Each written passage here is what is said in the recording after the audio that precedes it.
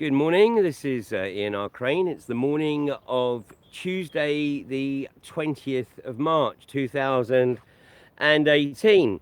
And the title of this morning's broadcast is All I Need is the Air That I Breathe. And this is really a follow-up to yesterday's observation about the tree felling. Now, that might not appear to be directly related to fracking, but the agenda would appear to be much the same. It's a corporocratic agenda that is aimed purely at generating corporate revenues at the expense of the well-being of the residents of cities. And yesterday we revealed that some 17,500 of the 36,000 trees in Sheffield are contracted to be felled by AMI, which is a Spanish civil engineering company. And part of that contract is that they will replace those trees at the rate of not less than 200 a year. Well, if they fulfill it on a minimum basis, then that's going to take them 85 years or so to get anywhere close to replacing the 17,500 trees that they fell. Now, no reasonable reason has been presented by Sheffield Council as to why this agenda is being pursued. But finally, we had a revelation in the British media at the weekend that 5G, the fifth generation telecom networks, which are being rolled out between now and 2020, cannot work through trees.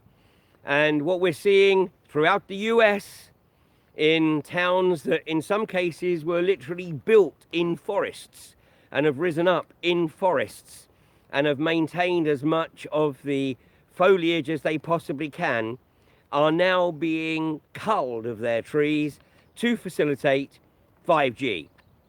Because 5G works on a line of sight frequency, and as academic studies and scientific studies have revealed, 5G certainly doesn't like trees, but it definitely doesn't like them when there's leaves on them, and it likes them even less when there's raindrops on the leaves.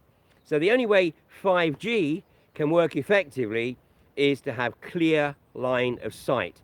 And after yesterday's report, I received a number of messages and emails from people all around the country who have reported that trees are being felled for no apparent reason in their communities. Now, no suggestion at the moment that it's all directly related to 5G, but call it a hunch. The possibility is that Sheffield is being set up to be the focus. So all eyes are on Sheffield. So Sheffield's got the problem. Sheffield has the protests, and of course injunctions are being put in place, and we're seeing private security personnel behave extremely aggressively towards the protesters, whilst the police, South Yorkshire Police, just look on. So all eyes are on Sheffield. Meanwhile, people are not noticing necessarily what's going on literally just down the road from them as trees are culled. So perhaps it's time to actually start monitoring what's occurring with the tree population in your community. And the reason this is important is because, the trees provide apparently enough oxygen for about 3 people. And of course, this is done through the process of photosynthesis, where the trees effectively use the power of sunlight when they can get it through the clouds. The power of sunlight mixed with carbon dioxide and water to produce oxygen. And, obviously this has been well known for many years, and that's why, we had garden cities built, with plenty of trees in those cities to deal, with the industrial pollution. Yet now some of that industry may have disappeared, but, it doesn't negate the need for the trees. That's why, we've had parks as well, within communities, not just to provide places of rest and recreation for people, for families, but also to facilitate this process of photosynthesis. Got to look after that natural cycle. But of course, the corporations aren't interested in the natural cycle. The only thing they're interested in is fleecing you of your cash. So basically, 17,500 trees in Sheffield, and goodness knows how many more thousands of trees in towns and cities throughout the country are going to be culled over the next 2 to 3 years, so that you can actually download your Facebook page a nanosecond faster than you can at the moment. But of course, there are other motivations here, and this is to provide a network capable of facilitating the Internet of Things, where literally every single item has an IP address. And of course, this enables the smart meters to function. It enables, smart anything to function. And by the way, anything with the term smart in front of it ain't smart for you or me. It's smart for the corporations, so that they can fleece you of ever-increasing sums of money and keep ever-increasing tabs on you, on your activities, which they can then obviously feed out to the other corporations, so that they can target you with specific advertising to, address whatever your particular fancy of that moment is. So ignore the tree felling at our collective peril, because, in addition, of course, what we're going to be increasing is the Wi-Fi smog.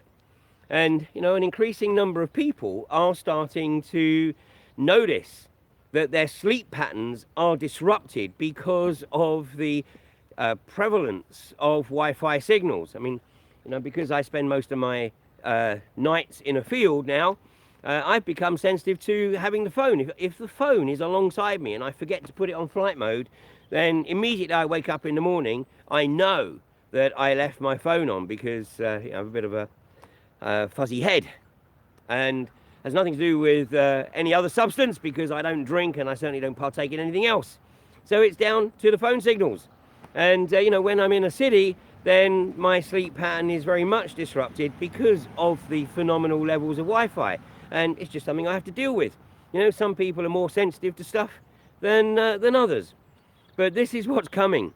And obviously, Sheffield County Council are being somewhat less than transparent about the real reason for this. And just to give you an idea, the phone companies themselves have estimated that something like 500,000 5G phone masts will have to be installed over the next 3 to 5 years to facilitate the rollout of the 5th generation Wi-Fi network. So, this would seem to be either a direct or an inadvertent, take your pick, attack literally on the quality of the air that we're breathing. And of course, meanwhile, we have a similar attack on the water supply. And already, when you actually remove the tax element from fuel, we're actually paying more for a litre of water than we're paying for a litre of fuel. When people made that observation 40, 50 years ago, then they were laughed at. But, I think it was Henry Kissinger who said that in the future, wars won't be about oil, wars will be about water. And in the US, of course, the prima facie evidence, the irrefutable evidence of communities suffering due to lack of public water supply because the corporations are sucking their water, and in particular, the unconventional hydrocarbons extraction process, which in certain states, and particularly West Texas, the courts have ruled that the corporations have priority over the residents of communities. And of course, this is why shutting down the Transatlantic Trade and Investment Partnership and its counterparts, such as CETA and TPP, are so crucial, because they would set in place a raft of legislation that would absolutely give the corporations precedence over anything else, and certainly over all national law. Well, meanwhile, of course, what we're seeing is the corporations try to establish a raft of corporocratic law in the UK through the process of injunction.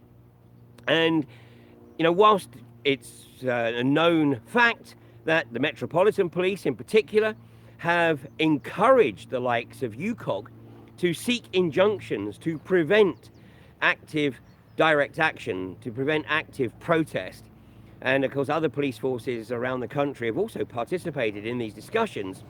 But this is an attempt to effectively override the democratic process, to short circuit parliamentary process and establish a corporocratic rule of law through the courts.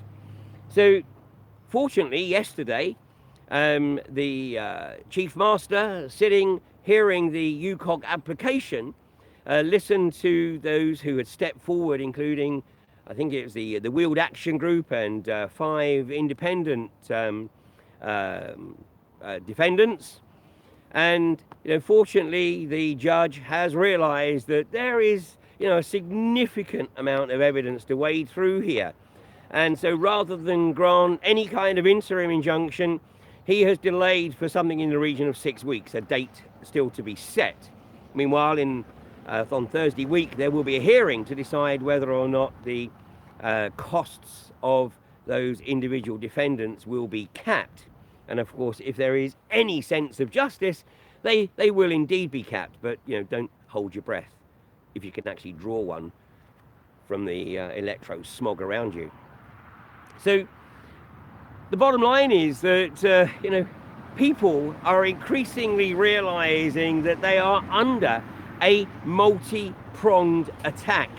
The water is under attack, and in the UK, of course, we are totally dependent on the natural cycle, the natural process of rainfall, the filtration, and the abstraction of water from the underground reservoirs. We don't have great lakes, we don't have a great artesian basin.